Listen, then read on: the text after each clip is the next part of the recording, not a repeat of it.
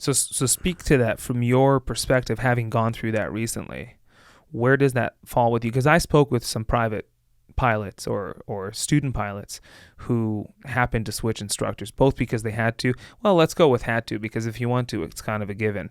But I Right. spoke with some who were talking to the effect of, if I have more than one instructor, then I gain different perspectives and I see how different people do. Like, there's some upsides to it for some people. I'm not saying all people.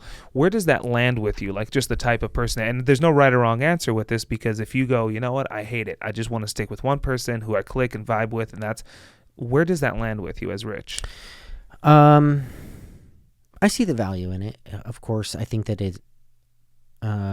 any different teacher is going to teach you different things, and I already noticed it in one Right. lesson that if you are able to look at it as a director and not as an emotional being, you can easily see the value in someone else's perspective. Just because most people do maintain their emotional state and don't step outside of it and look at themselves. I do think that some people may react to that change differently. I'm kind of like in the middle ground right now. I'm looking at myself and saying, yes, I'm learning things in a different way, even from one lesson that I've been on.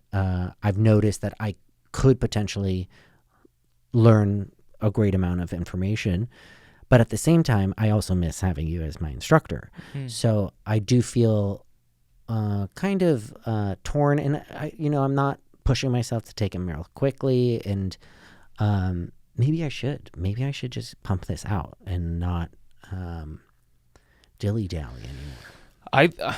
I told you this before we started. I think you should at least give another shot, another lesson with this new And instructor. definitely will. Yeah, because I think one time you don't really you have nothing to go off of. Correct. Right? Was this that person having a bad day? Is this really how he is? Is, you know what I mean? And even that Like, experience was kind of annoying though too. Like, I'm being judged, like I'm taking my lesson to teach someone else what I know so far. That was kind of annoying. Right. It's not something that I should have to do. Right. But on the flip side, in order for him to endorse you, correct, from his standpoint, an instructor can't find himself on the ground knocking on wood constantly. There's a little bit of wood knocking when your student is soloing, because nothing's for sure. Right. Nothing's in the sack until the engine's shut off and everything's good. There's a little bit of wood knocking, but you won't let a student solo if the wood knocking will take up 90% of the time that the student is flying solo. Like, it just, the ratio has to make sense. Yeah. And the way to do that is, he hasn't flown with you. So he has to say, okay, where do you fall with this? Where do you fall with that? To get him comfortable. And I agree with you. A student pilot should never find himself in a situation. And that probably would go to one of the downsides of having to switch instructors. Yeah. Because then there's all that you have to think about. Well, yeah, it's $500 for me to teach somebody else what I am capable of and not capable of. Which is horrible. Which is, it's annoying. But it's not like, it's not the worst thing. There's something I did learn, which I had never done with you, which was practicing maneuvers over densely populated area.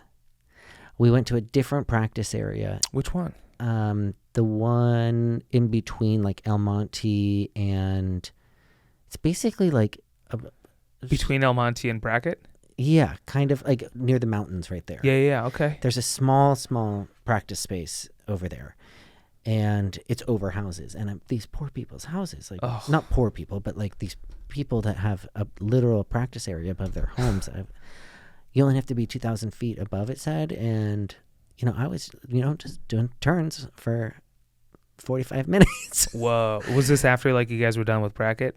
Yeah, we went to Brackett. We did a couple landings and then practice S-turns and 360s and power on and off stalls all over.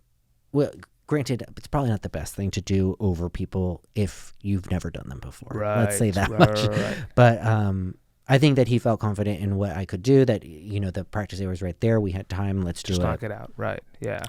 But it was a different experience in terms of my visual references being much closer to me because the mountain is right there. I'd say, a mile away. And whereas I was practicing at the Palos Verdes practice area for most of it, and Right.